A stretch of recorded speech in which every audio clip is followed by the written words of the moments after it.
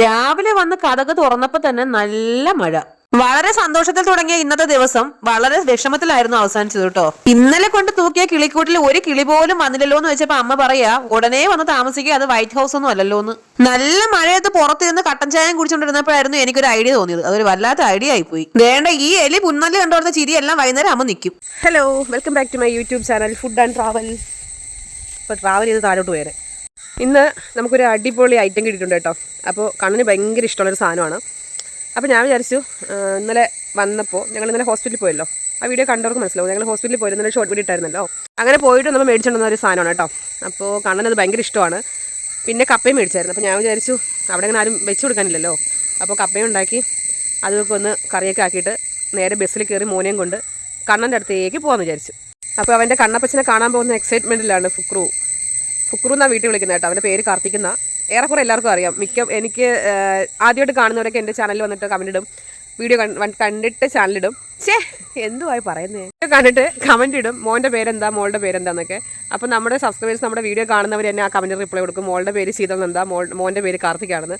അത് കാണുമ്പോൾ ഭയങ്കര സന്തോഷമുണ്ട് കേട്ടോ. കാരണം നമ്മുടെ വീട്ടിലെ A to Z കാര്യങ്ങളും നമ്മുടെ ചാനൽ കാണുന്നവർക്ക് അറിയാം. അത് ഭയങ്കര സന്തോഷമാണ്. അപ്പോൾ എന്താണ് നമുക്ക് കിട്ടിയത്, നമ്മൾ എന്താണ് കറി ഉണ്ടാക്കാൻ പോകുന്നത് കണ്ടേ. അപ്പോൾ നമ്മുടെ വീഡിയോയിലേക്ക് പോവാം. വായോ. ഇങ്ങനെ അവിടെ മോളുടെ ശബ്ദം കേൾക്കുന്നുണ്ട്. ഇൻട്രൊഡക്ഷൻ എടുക്കാൻ വേണ്ടിയിട്ട് കാട്ടിനകത്തോട്ട് കയറിയത് കേട്ടോ. നമ്മൾ മേടിച്ച സാധനം ദേ ഇതിനകത്തുണ്ട് ഗൈസ്. ഇങ്ങനെ കാണുമ്പോൾ തന്നെ നിങ്ങൾക്ക് അറിയാം എന്തായിരിക്കും. അതിനകത്ത് ദേ അവൻ്റെ കാലും അവൻ്റെ കൈയൊക്കെ കാണാൻ പറ്റുന്നുണ്ടല്ലേ. പാമ്പൊന്നും അല്ല കേട്ടോ. പാമ്പിന് കൈയും കാലും ഇല്ലല്ലോ. എന്ത് മന്തൂത്തിയ ഞാൻ.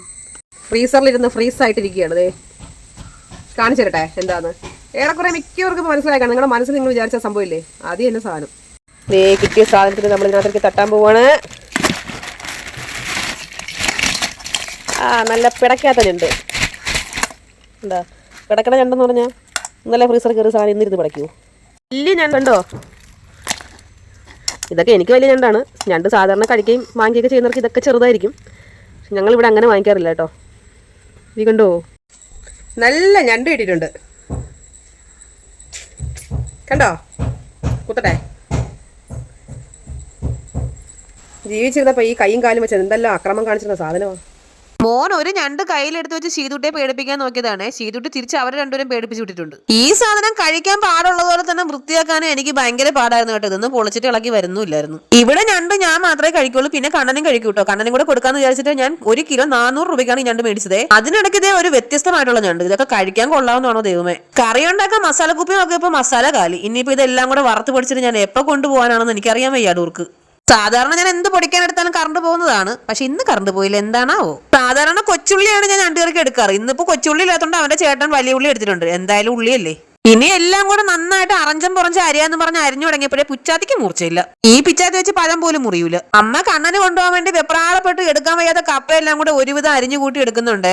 പാവം അമ്മ. അവസാനം എന്താവോന്ന് ഇപ്പൊ അറിയുന്നില്ലല്ലോ. ശീതുട്ടി നല്ല ഉറക്കമായതുകൊണ്ട് അച്ഛനെ ഏൽപ്പിച്ചിട്ടാണ് ഞങ്ങൾ രണ്ടുപേരും ജോലിയിലോട്ട് ഏർപ്പെട്ടത്.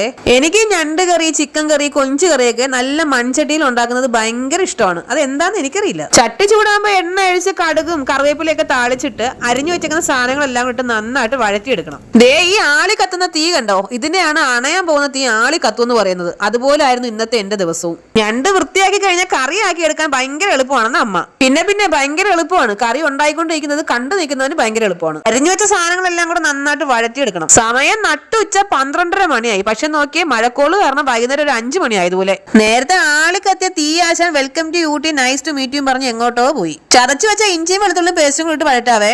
ഇനി മസാല ഐറ്റംസ് ആയ മഞ്ഞൾപ്പൊടി, മല്ലിപ്പൊടി, മുളക് പൊടി, കുരുമുളക് പൊടി, ഗരം മസാല, ഉപ്പ് ഇത്രയും കൂടി നന്നായിട്ട് വഴറ്റിയെടുക്കാം. മല്ലിയില മുഖ്യം പികിലേ.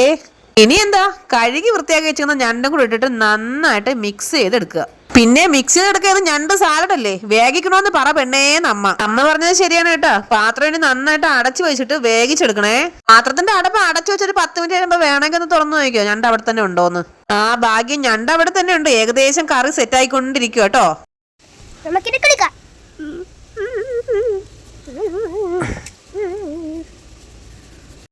കറുത്ത കളറിലിരിക്കുന്ന ഞണ്ടെല്ലാം വേഗിച്ചു കഴിയുമ്പോൾ എങ്ങനെയാണ് ഈ ചുവന്ന കളറിൽ എത്തുന്നതെന്ന് എനിക്കൊരു പിടിയും കിട്ടുന്നില്ല. ദേ ഈ ഞണ്ടിന്റെ കാലിന്റെ കളർ നോക്കിയ രക്തത്തുള്ളി പോലെ. ചീതുവിനെ നോക്കാൻ ഏൽപ്പിച്ച ആളുടെ അനക്കൊന്നും ഇല്ലാത്തോണ്ട് ഒന്ന് പോയി നോക്കിയതായിരുന്നു. അച്ഛൻ വളരെ മനോഹരമായിട്ട് കണ്ണ് അടച്ചു വെച്ചോണ്ട് ചീതുവിനെ നോക്കുന്നുണ്ട്. എവളും തോന്നുന്നു ദീപശിഖയും കൊണ്ട് ഒളിമ്പിക്സിൽ ഓടാൻ നിൽക്കുന്നു. കയ്യിലൊരു പന്തത്തിന്റെ കുറവും കൂടെ ഉള്ളായിരുന്നു, അതും കൂടെ ഉണ്ടെങ്കിൽ കറക്റ്റ് ആയനെ. അമ്മയും കപ്പയും തമ്മിലുള്ള യുദ്ധം ദേ ഒരു സൈഡിൽ നടന്നുകൊണ്ടിരിക്കുന്നതേ ഉള്ളൂ. അണ്ണന് കൊണ്ടു കൊടുക്കാൻ പോകുന്നതിന് മുന്നേ കുറച്ച് കപ്പയും ഞണ്ട് കറി നിങ്ങളെ ഒന്ന് ടേസ്റ്റ് ചെയ്ത് കാണിക്കാന്ന് വിചാരിച്ചു. ഞണ്ടിന്റെ പുറം കല്ല് പോലെ ഇരുന്നെങ്കിലും അകം നല്ല സോഫ്റ്റ് ആയിരുന്നു കേട്ടോ. അതുപോലെ തന്നെ നല്ല ടേസ്റ്റും ആയിരുന്നു. നല്ല ചൂട് കപ്പ, എരിവുള്ള ചൂട് ഞണ്ട് കറി. എന്റെ അമ്മോ, അതിന്റെ ടേസ്റ്റ് ഒന്നും വേറെ തന്നെയാട്ടോ. ഞണ്ട് കഴിക്കാത്ത ആൾക്കാർ ഇത് കണ്ടിട്ട് എന്നെ പൊങ്കാലിടരുതേ. പല്ല് തേക്കുന്ന പേസ്റ്റിൽ ഉപ്പും പഞ്ചസാര ഒന്നും ഉണ്ടായിരുന്നിട്ടൊന്നും ഒരു കാര്യമില്ല. ദേണ്ട ഇതുപോലത്തുള്ള കിടുതാപ്പയൊക്കെ എടുത്ത് കടിച്ചാൽ ഉള്ള പല്ലെല്ലാം കൂടെ പോയി കിട്ടും. ഓ സബാഷ്, ഒരു സൈഡിലുണ്ടായിരുന്ന ആ പല്ലിന്റെ കാര്യത്തിൽ മിക്കവാറും തീരുമാനമായി തോന്നുന്നു. പല്ല് ഇളക്കാനും ഞണ്ട് ബെസ്റ്റാന്ന് പറയുന്ന കേട്ട്.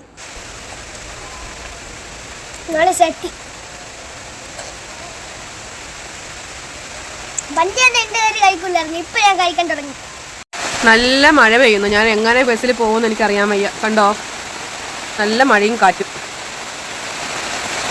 അയ്യോ, എന്ത് ചെയ്യും?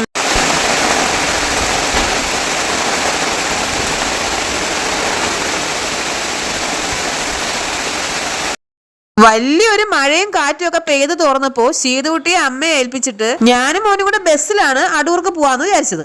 ജോസ്കയുടെ കവർ നിറച്ച് സ്വർണ്ണമാണെന്ന് വിചാരിക്കരുത്, ഞണ്ട് കറിയും കപ്പയാണ്. ഞങ്ങള് വീട്ടിൽ നിന്ന് ആയൂര് വരെ അച്ഛന്റെ ഓട്ടോയിലാണ് പോയത് കേട്ടോ. ഞങ്ങൾ അടൂര് പോകുന്ന കാര്യവും കണ്ണന്റെ അടുത്തേക്ക് പോകുന്ന കാര്യമൊന്നും ഞങ്ങൾ കണ്ണനെ വിളിച്ച് പറഞ്ഞിട്ടേ ഇല്ല. ഒരു സർപ്രൈസ് കൊടുക്കാന്ന് വിചാരിച്ചതായിരുന്നു. അവസാനം സർപ്രൈസ് കിട്ടിയത് എനിക്ക് മോനും ആയി പോയെന്നേ ഉള്ളൂ. അച്ഛൻ ഞങ്ങളെ ആയൂര് ജംഗ്ഷനിൽ കൊണ്ടുവന്നാക്കിയിട്ട് പോയി കേട്ടോ. ഞങ്ങൾ ബസ് കാത്ത് ഇവിടെ നിൽക്കുമായിരുന്നേ. ദേ ആ കിടക്കുന്ന ബസ് കണ്ടോ, സിറ്റി ഷട്ടിൽ എന്ന് എഴുതിയിരിക്കുന്നത്. അത് അടൂർക്ക് പോണ ബസ് കേട്ടോ. ഞാനും മോനും കൂടെ പതുക്കെ അതിനകത്ത് ചാടിയും കയറി. അങ്ങനെ ബസ് പതിയെ പതിയെ മുന്നോട്ട് നീങ്ങി തുടങ്ങി, ആയൂരിന്ന് അടൂരേക്ക്.